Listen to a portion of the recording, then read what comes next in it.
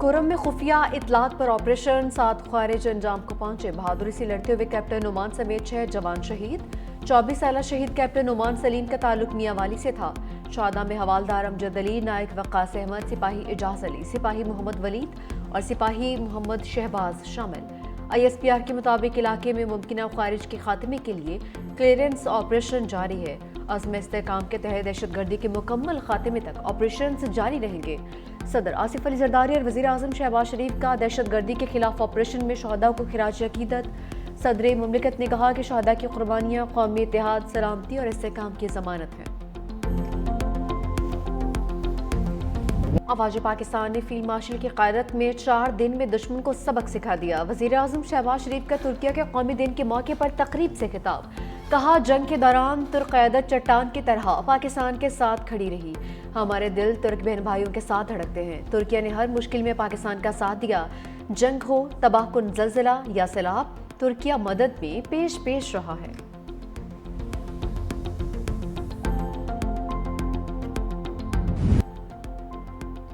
طالبان رجیم اگر لڑنا چاہتی ہے تو حشر دنیا دیکھے گی. وزیر دفاع خواجہ آصف نے خبردار کر دیا. پارلیمنٹ ہاؤس میں میڈیا سے گفتگو کرتے ہوئے کہا کسی بھی مہم جوئی کا سخت اور کڑوا جواب دیا جائے گا.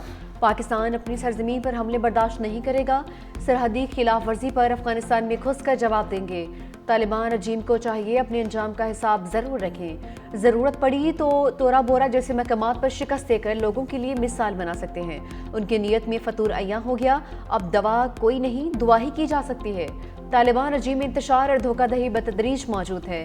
طالبان رجیم نے پاکستان کے عزم اور صلاحیتوں کو غلط انداز میں لیا. آزمانے کی کوشش مہنگی ثابت ہوگی. افغانستان سب چیزوں کو مانتا ہے، تحریری ضمانت دینے کو تیار نہیں. طالبان دوبارہ افغانستان کو تباہ کرنے پر بازد ہیں تو پھر وہی ہونا ہے جو ہو.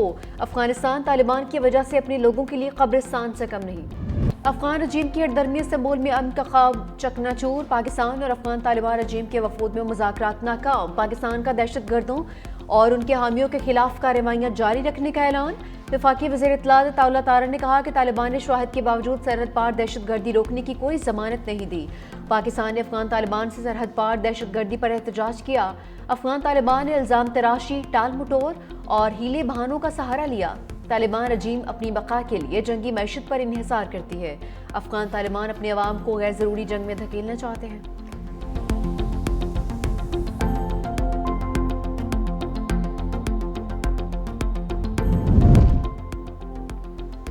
ایران کی پاک افغان کشیدگی ختم کروانے کی پیشکش. ایرانی صدر مسعود پزشکیان سے وزیر داخلہ محسن نقوی کی ملاقات. ایرانی صدر نے کہا کشیدگی ختم کروانے میں کردار ادا کر سکتے ہیں. پاکستان سے تعلق کو اہمیت دیتے ہیں. پاکستان اور افغان رجیم کے وزرائے داخلہ کی تہران میں ملاقات. دونوں رہنماؤں نے مصافحہ بھی کیا. محسن نقوی کا پاک افغان مسئلے کو بات چیت کے ذریعے حل کرنے پر زور. کہا گھروں میں بھی اختلافات کو بات چیت سے حل کیا جاتا ہے.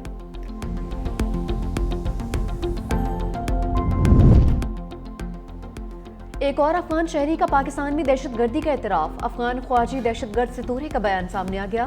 افغانستان میں کالعدم TTP کی دہشت گرد کارروائیوں کا پول کھول دیا. نگرہار سے تعلق رکھنے والے دہشت گرد نے بتایا کالعدم TTP کے کمانڈر قاری محمد نے پشاور کے مدرسے میں داخلہ لینے کا حکم دیا. اسی کے حکم پر پاکستان کے سیکیورٹی اداروں پر حملوں اور ٹارگٹ کلنگ کی منصوبہ بندی کی. کمانڈر قاری محمد نے ایک عالم دین کو نشانہ بنانے کا حکم دیا. ٹارگٹ کلنگ کا منصوبہ بنا رہا تھا کہ گرفتار ہو گیا.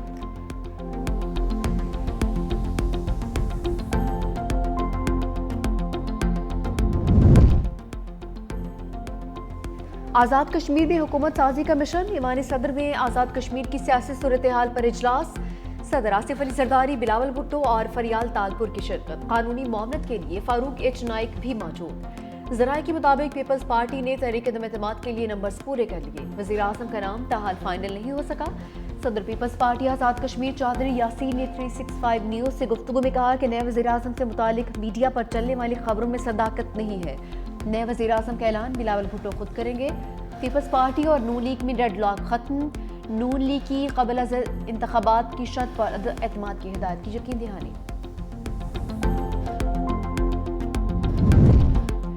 وزیر اعظم آزاد کشمیر انوار الحق نے استعفے کے لیے شرائط عائد کر دی. حامی وزراء اور ارکان اسمبلی کے لیے ترقیاتی فنڈز جاری منصوبوں کی گارنٹی مانگ لی.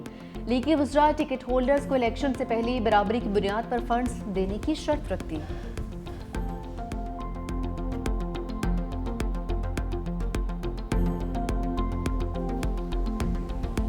ٹی ایل پی کے 600 کارکنان کی ہلاکت کا دعویٰ کرنے والے لاشیں دکھا دیں، وزیر اعلیٰ پنجاب مریم نواز کا چیلنج۔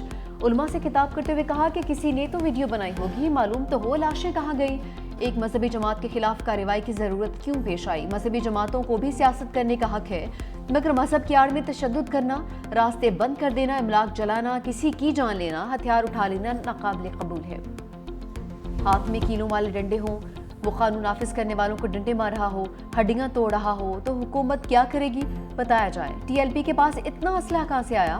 کارکنان کو جلا دو، مار دو کا حکم دینا کون سا مذہب ہے؟ کچھ جماعتوں کو دوسروں کو نیچا دکھانے کے لیے میدان میں لایا گیا۔ مذہبی جماعت کو بھی سیاست کرنے کا حق ہے، مگر بے گناہوں کو نشانہ بنانے اور راستے بند کرنے کی اجازت نہیں دی جائے گی۔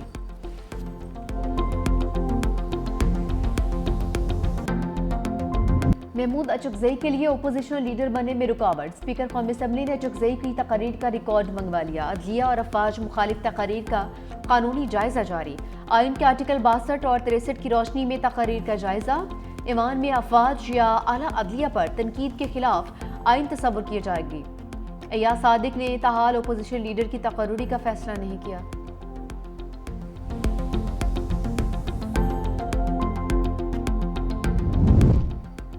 کپتان کے بغیر کھلاڑیوں میں پھوٹ پڑ گئی، پی ٹی آئی میں اندرونی اختلافات شدت اختیار کر گئے، بانی سے ملاقات کے لیے الگ الگ لسٹیں سامنے آ گئیں۔ ذرائع کے مطابق جیل میں ملاقاتوں کی فہرست مرتب کرنے کی ذمہ داری علی ظفر کو دی گئی تھی۔ سلمان اکرم راجہ نے ایک اور لسٹ جاری کر دی، دونوں لسٹوں میں ایک ایک نام کا فرق ہے۔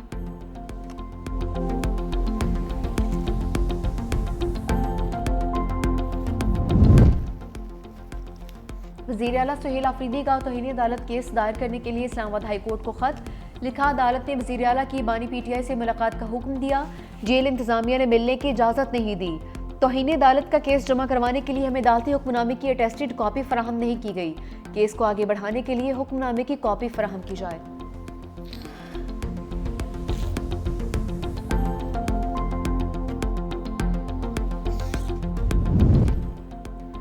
26 نومبر کیس میں علیمہ خان کا شناختی کارڈ اور پاسپورٹ بلاک، نادرہ نے آئی ڈی کارڈ بلاک کرنے کی رپورٹ عدالت میں جمع کروا دی۔ بلاک کرنے کا حکم انسداد دہشت گردی کی خصوصی عدالت کے جج نے جاری کیا تھا۔ گورنر اسٹیٹ بینک کی جانب سے بینک اکاؤنٹس منجمد کرنے کی رپورٹ بھی آج پیش ہوگی۔ گجرات کی عدالت نے 9 مئی کیس کا فیصلہ سنا دیا، 30 کے قریب ملزمان کو بری کر دیا۔ سابق ایم پی اے سلیم سرور جوڑا سمیت دیگر ملزم مقدمے سے بری۔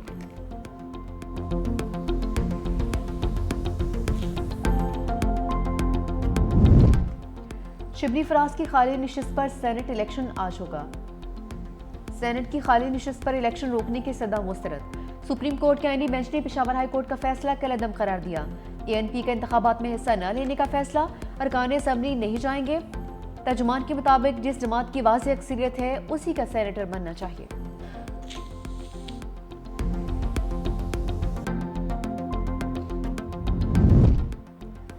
پاک امریکہ تجارتی معاہدے کے بعد بڑی پیش رفت سامنے آ گئی۔ پاکستان میں پہلی مرتبہ عرب کروڈ سے ہٹ کر امریکی WTI خام تیل کی آمد، امریکی بحری جہاز پاکستانی بندرگاہ پر لنگر انداز، کارگو بحری جہاز MT پیگاسس سینرجیکو کے آئل ٹرمینل پر لنگر انداز ہوا۔ سینرجیکو نے ملک میں پہلی بار 10 lakh barrel West Texas Intermediate crude oil درآمد کیا، خام تیل درآمد کرنے والی پاکستان کی پہلی کمپنی بن گئی۔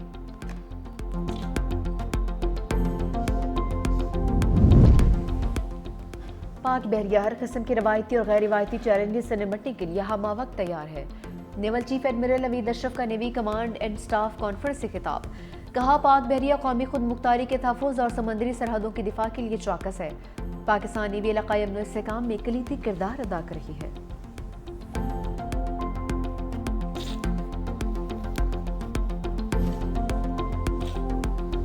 کراچی کے شہریوں کے لیے اچھی خبر، تاج حیدر برج ٹریفک کے لیے کھول دیا گیا۔ سینئر وزیر سندھ شرجیل میمن نے کہا، سندھ حکومت نے جو وعدے کیے ان کو پورا کیا جا رہا ہے۔ پرانے جام صادق برج کو توڑ کر اسٹیٹ آف دی آرٹ پل بنایا جا رہا ہے۔ ورلڈ بینک کے اشتراک سے یلو لائن BRT بنانے جا رہے ہیں۔ اگر ٹریفک قوانین کی خلاف ورزی نہیں ہوگی تو چالان نہیں ہوگا۔ تنقید کرنے والے پیدا ہی تنقید کرنے کے لیے ہوئے ہیں۔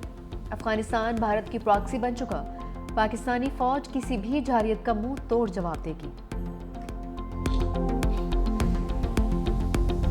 اسرائیل کی جنگ بندی معاہدے کی کھلی خلاف ورزی، رفح، خان یونس اور دیر اربلا پر بارود کی برسات، 24 بچوں سمیت 100 سے زائد فلسطینی شہید۔ خون کی ہولی کھیلے کے بعد جنگ بندی دوبارہ فعال کر دی، صدر ٹرمپ کا اسرائیلی حملوں کا دفاع، کہا کہ غزہ میں جنگ بندی برقرار رہے۔